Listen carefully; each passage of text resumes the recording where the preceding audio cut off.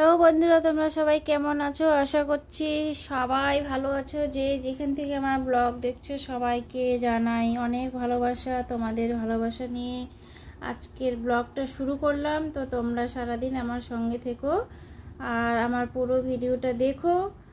তারপর ভিডিও দেখার পর সুন্দর একটা কমেন্ট করে আমাকে জানাবে আমার ভিডিওটা কেমন লাগলো। তো আশা করছি আজকের ভিডিওটা ভালো লাগবে। তো সবাই সঙ্গে থেকো। আজকে বৃহস্পতিবারের ব্লগ এটা হচ্ছে সকাল থেকে শুরু করেছি। তো বৃহস্পতিবারের ব্লগও বলা চলে না, এটা হচ্ছে আমি আমার পুজোটা শেয়ার করলাম। তো বৃহস্পতিবার কিছুদিন থেকে তো আমাবতী ছিল, তো সেরে যাওয়ার পর পুজো দিইনি। ভাবছি যে একেবারে কাল থেকে দেখছি যে কাল বুধবার ছিল, বুধবার থেকে দেখছি কেউ কেউ পুজো দিচ্ছে।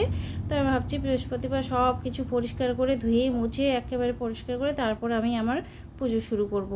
তো ক্যামেরাটা তো অন করেছি ঠিকই, কিন্তু ক্যামেরাটা আমি লাইট জ্বালাইনি।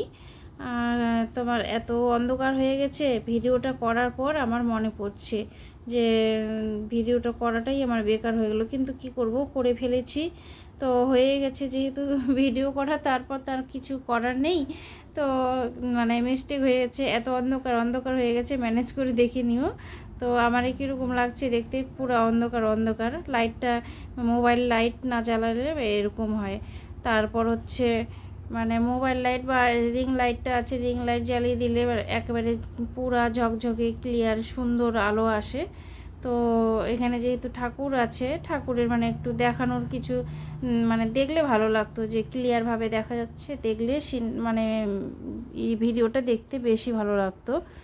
তো ঠিক আছে, যেমন হয়ে গেছে, চলো যেভাবে হয়ে গেছে সেইভাবেই শুরু করি।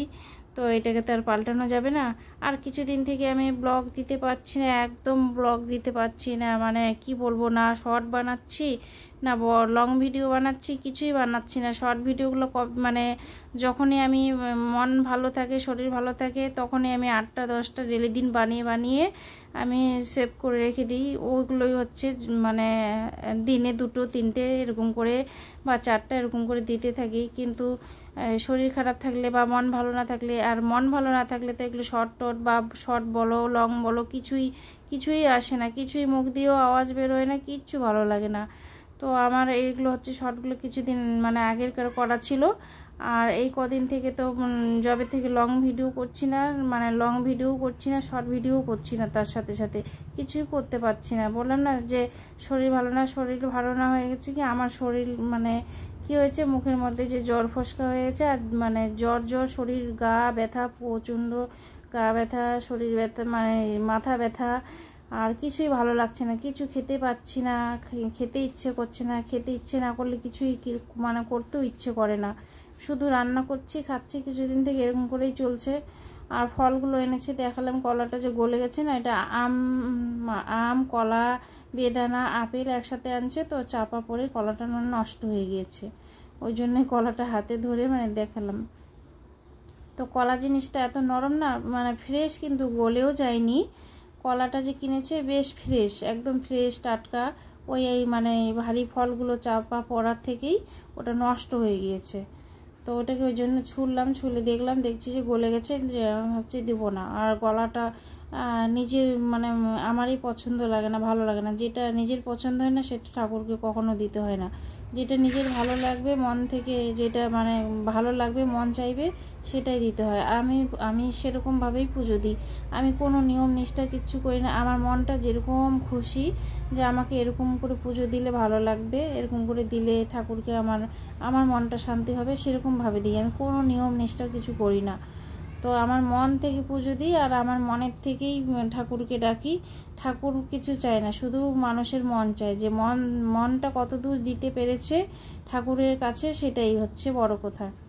তো এরকম আমি হচ্ছে আজকে এই পুজোটাই আমি শেয়ার করলাম। আর বেশি কিছু আমি বাড়ির ব্লগ করছি না।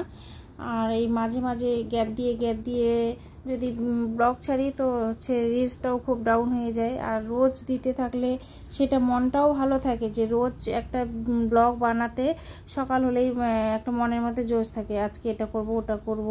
আর সারাদিনে ভিডিও বানাই, হচ্ছে সন্ধ্যের পরে আমি ভিডিও এডিট করতে বসি। এটা একটা মানে অভ্যস্ত হয়ে যায় আর মনের নেশা থাকে মনের মধ্যে এটা। আর যখনই দেখি যে 1-2 দিন আমার গ্যাপ পড়ে গেল, এদিকে শরীরের থেকে হোক বা যে কিছু থেকেই হোক, যদি কোনো কারণে গ্যাপ পড়ে গেল, ওই গ্যাপ পড়ে যাওয়াতে না আর তখন মানে কি বলে মনটাই জানি কেমন হয়ে যায়। তো আমার পুজো কমপ্লিট, তোমরা দেখতে থাকো।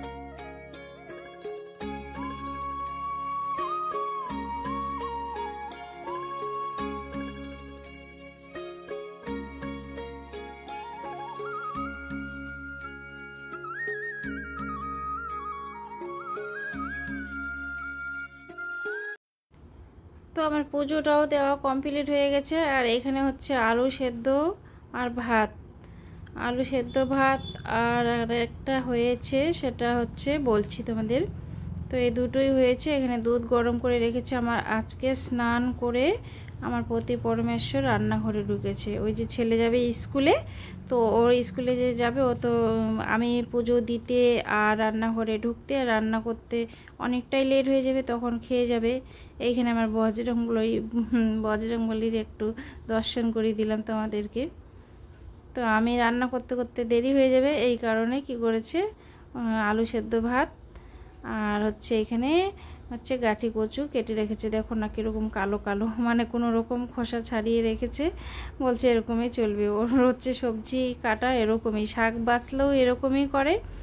শুধু মানে শাকটাকে বড় বড় আর মানে থাকে না লতা পাতা, ওটাকে শুধু কোনো রকমে ছাড়িয়ে রাখে। আর তখন আমি ভাবি যে যাক ওইটুকুই করে দিয়েছে, তো ওটাই যথেষ্ট অনেকটা।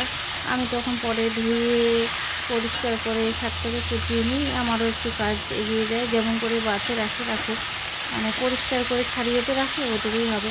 বলে ওরকম করেই হয়ে যাবে শাকটা, বড় বড় করে পাতাগুলো ছাড়িয়ে রাখে, তাহলে কড়াইতে দিলে তো সেদ্ধই হয়ে যাবে। আমি হ্যাঁ ঠিকই তো, সেদ্ধ কেন হবে না। আর এই যে মিষ্টি কুমড়ো ভাজা আর আলু সেদ্ধ মানে করে আসছে, এটা খেয়ে দিয়ে মানে স্কুলে যাবে ছিল। তো আমি বললাম না আজকে আমার শরীরটা প্রচণ্ড খারাপ, মানে খুবই খারাপ। তো দেখছি যে পুজো দিচ্ছে আস্তে ধীরে, পুজো দেওয়াও লেট হচ্ছে। তো এদিকে আবার ছেলে না হলে তো না খেয়ে চলে যাবে, এই জন্যই রান্নাঘরে ভাবছি স্নান করে রান্নাঘরে মানে ভাতটা রান্না করতে ঢুকছে। আর পরে পরেকার রান্নাটা আমি পুজো টুজো দিয়ে উঠে তারপর আমি এই যে চা বানাতে আসলাম। আমি ভাবছি যে একটু চা খাই। এখন জানি না চাটা খেতে ইচ্ছে করছে। সকালে চাটা না খেলে না মনে হচ্ছে দিনটাই মানে কেমন করে যে শুরু হলো। চা আমি দেখতেই পারতাম না, এই শীতকাল থেকে একটু একটু করে চা খেতে খেতে চাটা জানি এখন কেমন মানে অভ্যেসে পরিণত হয়ে যাচ্ছে নাকি, আমি কিছু বুঝি না।